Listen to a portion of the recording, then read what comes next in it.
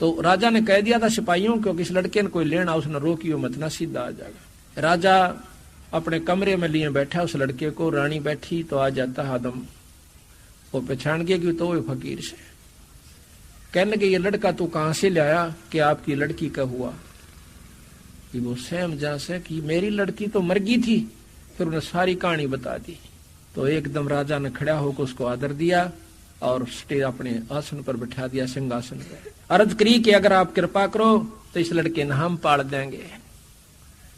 No बोला ठीक से, अपनी लड़की ने भी ले आओ और इस लड़के ने भी पाल दो।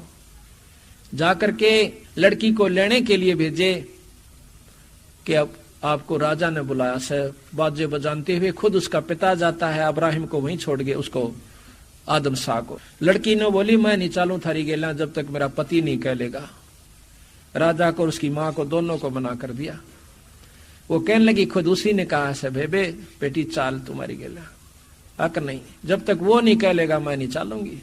लड़की ने बोली मैं नहीं चालू थारी गेला जब तक मेरा पति नहीं कह लेगा। राजा को और उसकी मां को दोनों को मना कर दिया।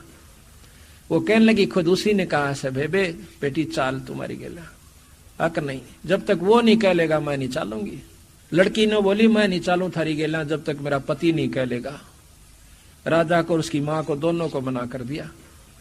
वो कहने लगी खुद उसी ने कहा से बेबे बेटी चाल तुम्हारी गेला, अक नहीं, जब तक वो नहीं कह लेगा मैं नहीं चालूंगी। उसी समय आदम शाह को बुलाया, कहने लगा जाइए अपने पति पिता के साथ। उस दिन से वापस आ जाते हैं महल में, लेकिन अब्राहिम वो आदम शाह महल में नहीं रहा, वह व्यक्ति उसमें फिर उत्पन्न हुई परमात्मा को पाने की।